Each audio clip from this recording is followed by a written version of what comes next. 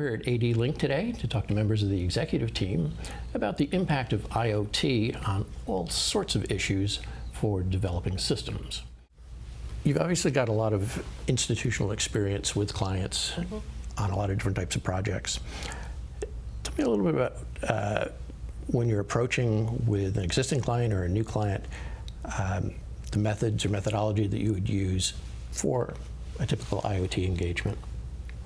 Well, why don't I start on this, because I think there's an aspect here where in our new integrated solutions business, what we've had to do is draw upon experiences from a lot of different sectors. I think one of the challenges that exists with methodologies is that an organization gets good at one thing and they presume they can stamp it across 7 other side industries. And that's not the world of IoT. IoT is a mishmash of embedded computing, artificial intelligence, OT, field engineering, and sensorization. It's mechanical engineering. The diversity of fields that are really required to do something makes an actual implementation seem, enormously difficult. The stair step to get there just seems insurmountable. So really, it's really about where you start.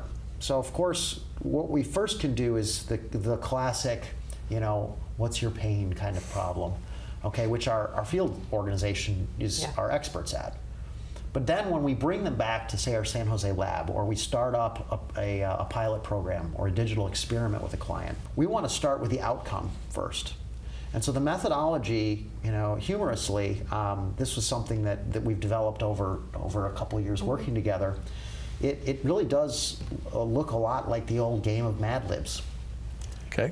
Where effectively, if I can't define a mission for what my IoT solution is going to look like, if I can't presume technical success and envision how it's going to impact the people, assets, or places, specifically in disrupting the way that interaction works today, I don't get to move to the next step. We start with the outcome, and we don't move past to the next phase until we have a clear definition. Because here's the reality. The technology is out there. There is no missing pieces at this stage. It's in the ecosystem. So what we've done is we've leveraged and created a superset methodology that allows us to identify which underlying methodologies from those different sectors will be incorporated at different phases. What are the kinds of well-defined features that our engineering teams would be looking at every day? Well, it's interesting. There are the typical questions that you go through. What kind of CPU speed are you looking for? How much memory do you need? What's your communication methodology, et cetera? And what's funny is, in my years, even prior to joining ADLINK, when I was in management consulting and systems integration, et cetera, there was never one project that was the same as the next. Right. Everybody wants something just a little bit different. Sure.